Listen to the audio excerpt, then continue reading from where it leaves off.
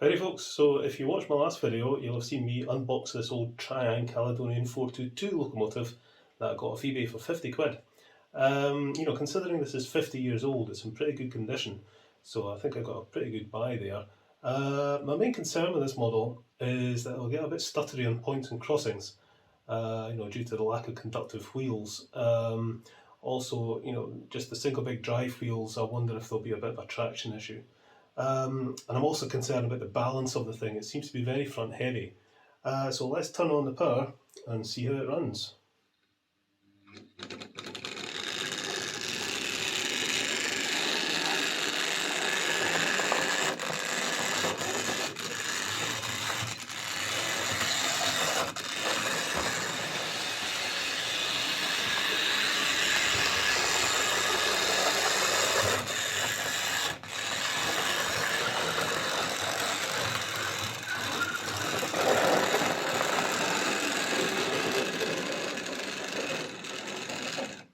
So you can see that it runs, but not very well.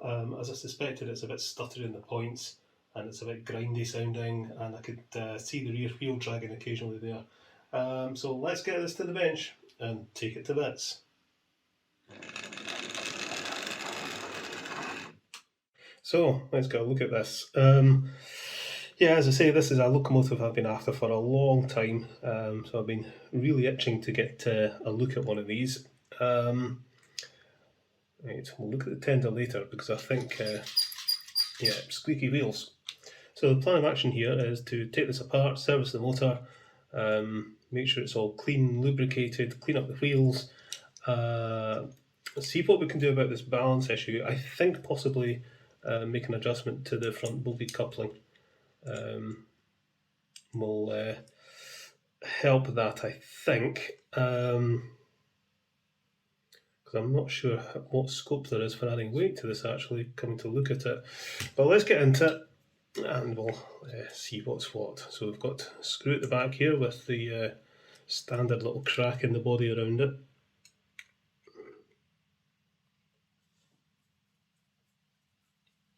Just a very short little screw and off the body comes. Nice and easy. And there we go.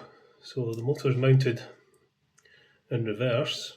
Motor seems to be in pretty good condition. The brushes seem okay. Yeah, all looks pretty clean. I don't like the way the magnet is sitting. There's a lot of daylight between the magnet and the motor frame there. Need to sort that. First things first, I think we'll take this front bogey off. And I think there's an issue with the wheels on this. Do you know, I was hoping to take the traction magnet out of this thing, but it's quite a big one, and it'll be adding some very necessary weight. I wonder if it would be possible to take it out and replace it with a load of lead. Let me have a look at that. Right, let's get the motor out. What will we undo? We'll undo this. So that frees that.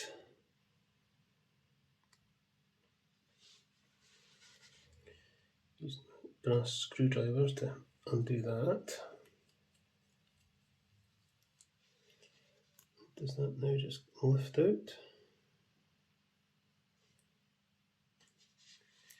Right, it kind of slots into the chassis like that. Nasty bit of metal there. There's my tweezers. So there's the motor. Commutator's a bit dirty, but the brushes are in good condition. Right, let's take the brushes out. Just release that clip. Have to be careful with this because, unlike an XO3 or an XO4, spares for this are possibly not easy to come by. Gets the clip off. Motor's in good condition, but I don't like the way the magnet's not making proper contact with this plate here. It seems okay in this one. This is the top plate. It seems okay, but there's daylight between this plate and the bottom of the magnet. Ideally you want it sitting flush. Interesting back plate there, the bearing here, and there's what looks like a copper shield for the magnet. Different. Right, okay, let's take the magnet out and see if we can get it sitting better.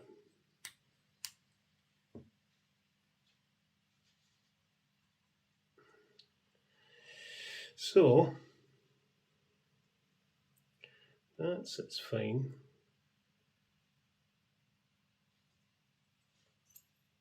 Magnet sits in there. Alright, so you can see there's a little dimple there in that shield where the armature shaft pokes through that bearing to there. So it's not rubbing against the magnet. That's actually quite a good idea. So get some lubrication into that. It should possibly help reduce some noise. But, okay, what's causing this not to sit as it should? It's it's this little lug here for the screw is stopping the magnet sitting. Here's my file.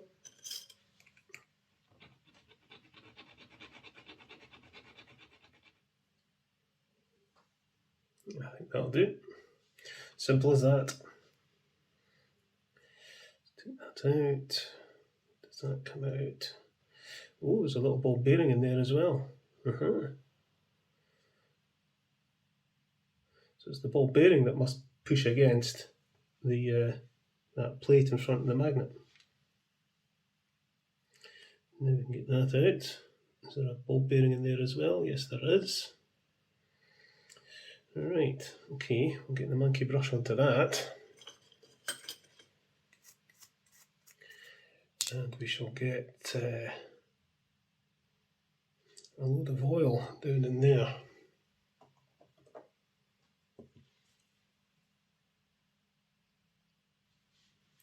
Clean the commutator using T-cut as usual. The dirt on this is very, very stubborn. Just not really want to come off. That'll probably do it. Right, let's have a look at what we've got here. So the wheels are going to need a good clean. Drive gear appears to be in good condition. That seems free enough. That could be freer, I think. So let's take this plate off and see what's underneath. Okay, it's all very dry. Oh, we can take that wheel right out. That's quite cool. Wasn't really expecting that. Okay, give that a scoosh out.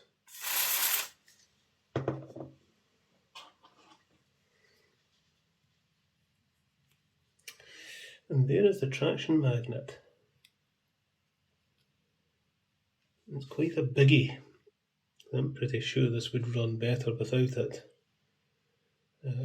Because with it, you tend to find the wheels get pulled in. Without it, they'll run freer and potentially quiet as well. Well, this comes out as well, that's brilliant. Right, so much easier when you don't have any connecting rods. Let's just give this a clean out.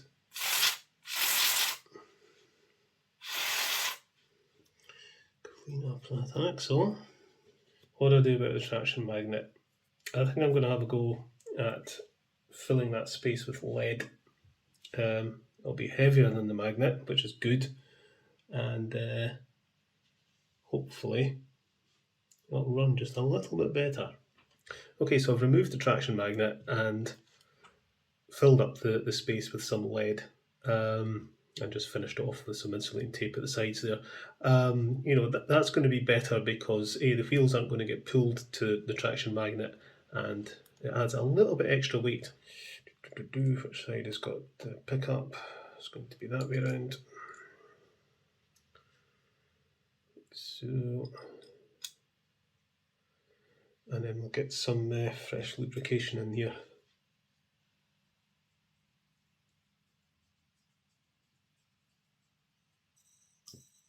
So these are now spinning nice and freely. So we'll get the wheels cleaned up, get the rotary tool onto them.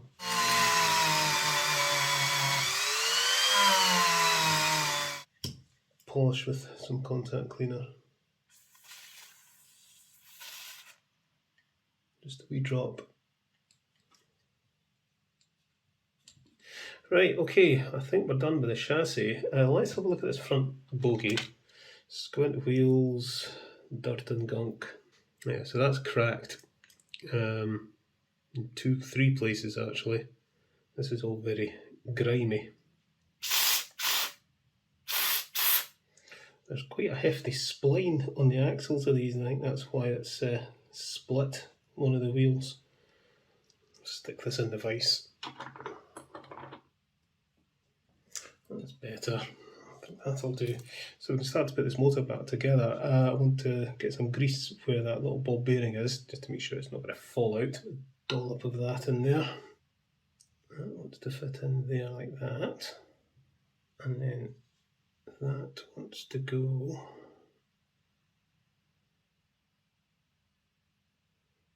there like that. We'll get some oil into there. Again, some sticky lubricant in there, and get the little ball bearing, tweezers,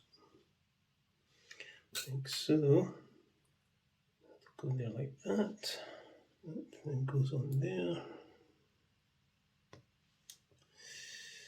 Right, I thought I had that sorted, but it's still not quite sitting as it should. A little lump on this plate. I think it's causing the problem. Didn't notice it before.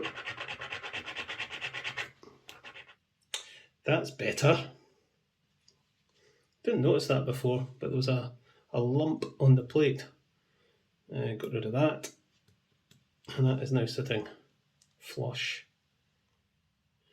Okay, give it a blast.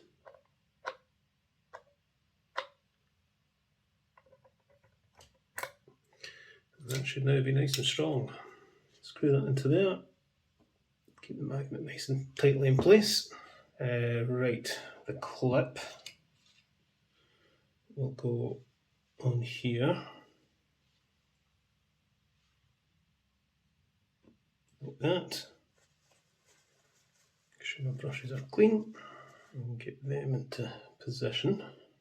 So I think before I put this in, we'll get some grease on the worm gear.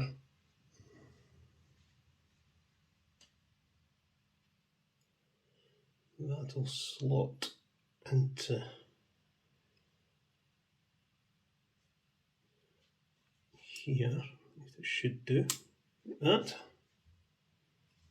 And that goes on to there.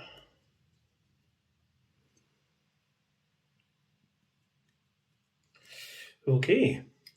Right, what happens when we stick a battery on this now?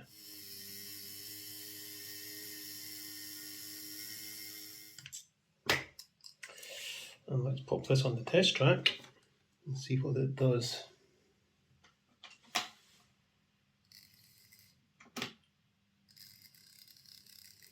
It seems absolutely fine on the test track, but let's go and stick it in the layout and see how it handles points and things. Okay, let's see what it does.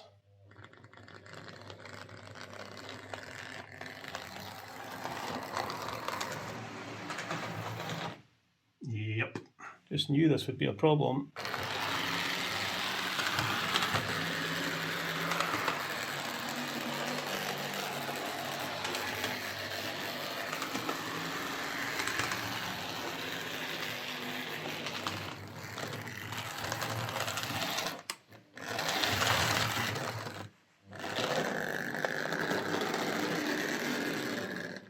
So it's not too bad, but I'd like it to run a bit smoother than that over the points. Right, gonna have a think. Okay, so off camera there, I had a good think about how to improve the electrical pickup on this. Ideally, I would want to replace the wheels on the tender, and I still may do that if I can find suitable wheels, fit some pickups, and run a wire, run wires through, and that would solve the problem. But I thought, is there anything I can do short term? And something I've often thought about is fitting a pickup to a front bogie. So that's what I've done. I don't know how well you can see here, but I've fitted a guitar string pickup to these two wheels. I just drilled a little hole in the bogie, fitted the guitar string, connected this wire, which comes up through this very convenient hole in the chassis, and back to this screw here. So basically it's adding extra pickup to this side. I can't do the same on this side because this is a metal chassis. If I screw a pickup into there, it's going to cause a short. So unless I can think of a way of fitting a guitar string pickup to these two wheels and insulating it from everything else, that's not going to work. But I thought, let's try that. And the other thing I've done is I've fitted a little bush to this pin on the drawbar. So when this tender sits, it's actually adding a tiny little bit of downforce. And I've added a big chunk of lead to the inside of the tender.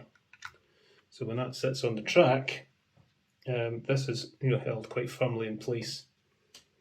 So we've got a little bit extra weight with the lead that we put in to replace the traction magnet. We've got an extra pickup on this side, and we've got a little bit of downforce from the tender there. Let's go and see if that makes this run any better. So let's see if this is any better.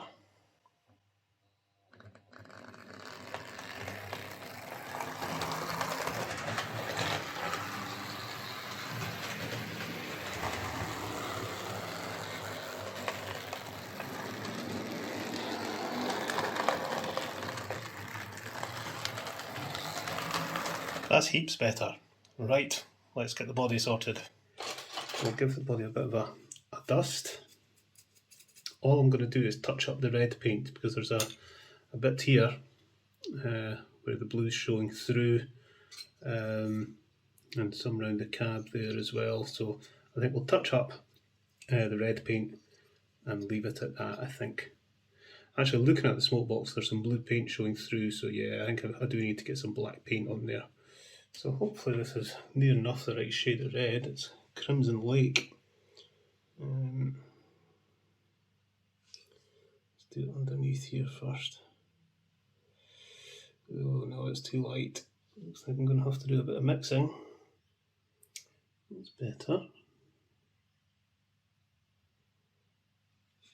There we go. Touch that up fine. So that's just some Crimson Lake acrylic with some black added just to darken it down. And it seems to be fine.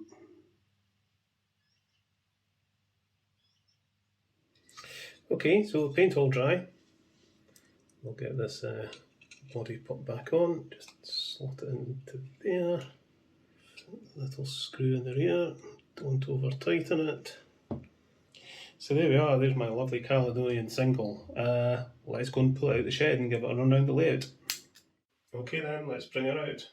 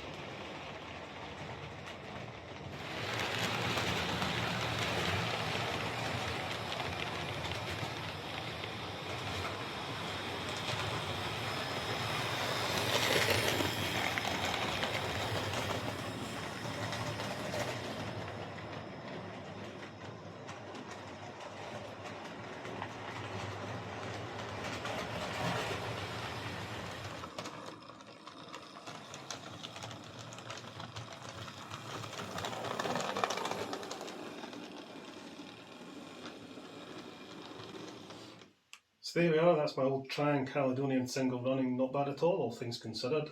You know, this thing's 50 years old. So a good clean and fresh lubrication, etc. has helped with making it run a bit quieter and smoother. But I think getting the traction magnet out of there and replacing it with the lead has made a big difference. And fitting that sneaky wee guitar string pickup to the front bogie has certainly smoothed it out over the points. So yeah, pleased with that. I still might look into getting metal wheels for the tender, but it seems to work fine as it is. I live in hope that one day Hornby or Bachmann make a new model of this wonderful locomotive. I'd certainly buy one if they did. As I kind of suspected, this does have a bit of a traction issue. You know, on the old steel track with the traction magnet, it was probably fine, but with no magnetization, you know, the model's simply not heavy enough to grip the track with those two big drive wheels. But I bet you anything, the real thing had traction issues as well, so I don't mind it too much. It gets round the track, but at slow speeds, the wheels slip a wee bit sometimes. So I don't see this pulling more than about 3 coaches, I would say, but that's fine by me. I'd love to get hold of one of the later Hornby models. As I understand it ran worse than this one. It'd be really interesting to compare the two and see if those problems could be solved. So I'll keep a lookout for one, or if anyone out there has one of the later ones and they'd like to send it to me to play with or to service or whatever, please let me know. Yeah, anyway, another locomotive added to the collection, and I now have a trio of Caledonian locomotives. I need to get more Caledonian coaches. Okay folks, catch you later.